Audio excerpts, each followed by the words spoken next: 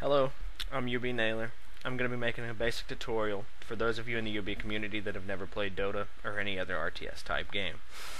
Alright, this is the base screen. To create a practice game, you need to click the create game thing. This brings up the create game user interface. And you can see up top, you can name it anything you want to. The first thing you want to do here is select server type.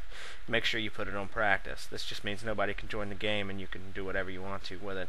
Make sure the game type's on normal. This is so you can pick whatever hero you want to. And there are other game types, and I'll probably get into those in a different tutorial. Also, you want to make sure all heroes is selected so you can choose from any hero and not just the ones on your side.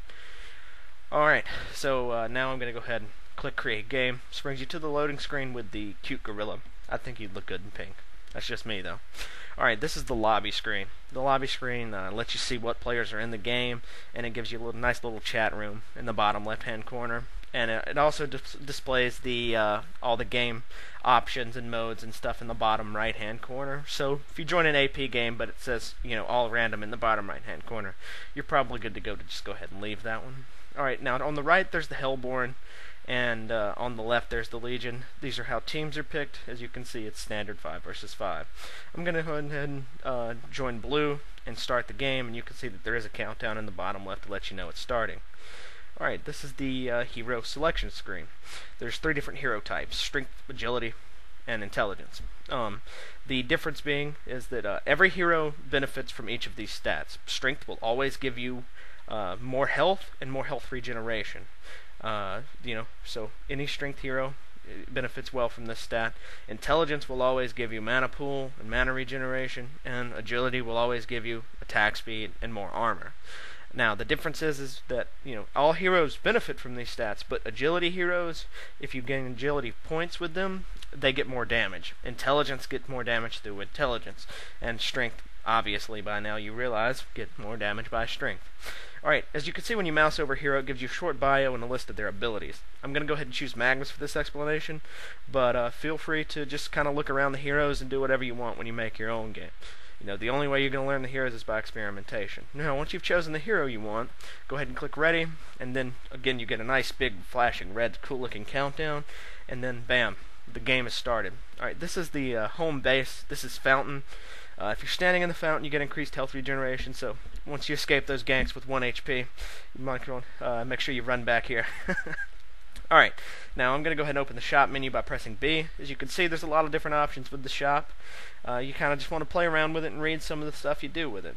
I'm going to get into how you make recipes and stuff later on. For right now, though, I'm going to go ahead and choose the supplies tab, which is this one. It looks like a pig face. Alright, now in the top right hand corner here you can see all the items that give you health and mana regeneration. For most heroes you want to buy a couple of clarity potions, which increase your mana, a couple of runes of blight, which when you select them and then select a tree, it lets you eat the tree for more health regeneration. Mega vegetarian, right? Alright, so these are you have more gold in this mode because it's only one. You're the only one in the game. So I'm just going to buy what I can normally buy.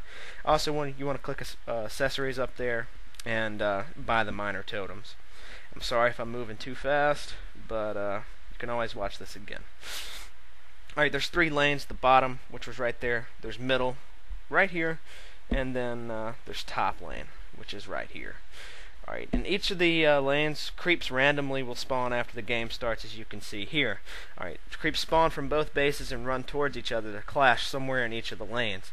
In the bottom lane, the creeps are going to clash closer to the Legion side tower. In the top lane, they clash closer to the Hellborn tower.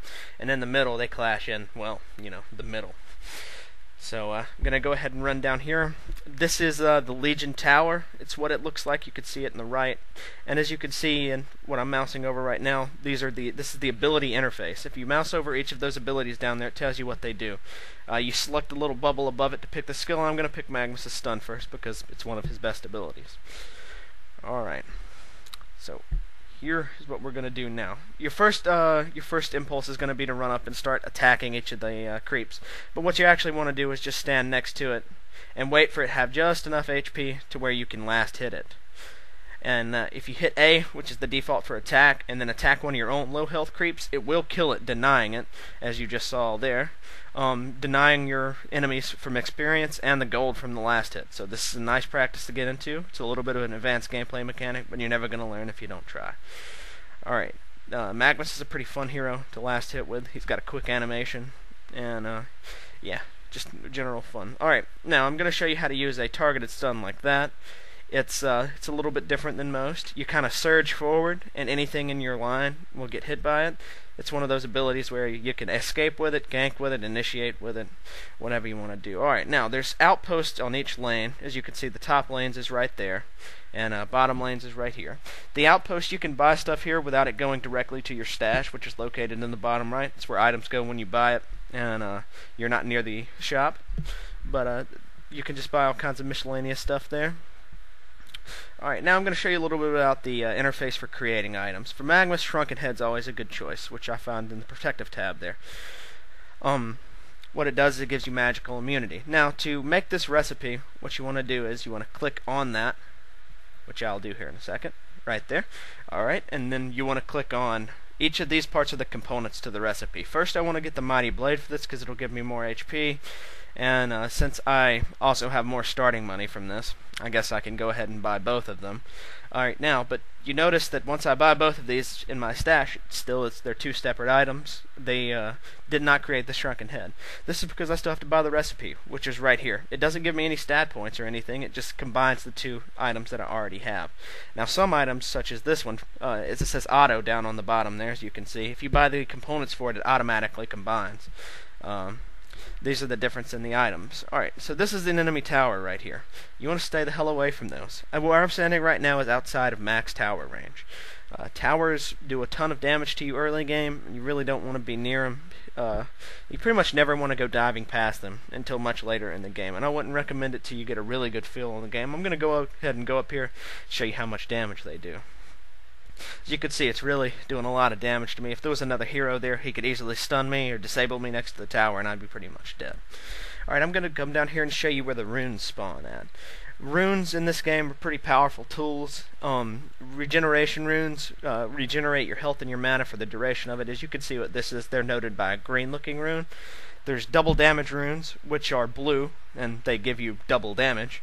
There's haste runes, which are red, and they allow you to move at maximum movement speed for their duration. There's illusion runes, which give you 2 illusions, and invisibility runes. That right there is where the top rune spawns. The invisibility runes give you invisibility for their duration. I know, it's really complicated, guys. Alright, up here is one of the 2 secret shops on the map. The other one's right here. Secret shop, you can buy a lot of stuff that's required for a lot of the top tier items that you can't buy at the normal shops. As you can see, there's one on each side of the river, and it's just generally good to come around here and read, and notice where all this stuff's at. That way when you're making a new item later on, you know, oh hey, I get that from the secret shop. Alright, and now another thing you want to always make sure you get's under relics, and they're marchers. They increase your movement speed. They help you chase heroes. They help you run. It's just better. See, this is the double damage rune here. It's just better overall to get that. Well, alright guys, I hope this was helpful to you. I'm going to make a more advanced one later on when I have more time. And I hope you got something out of that. And I hope to see you guys all in game. Thanks for listening.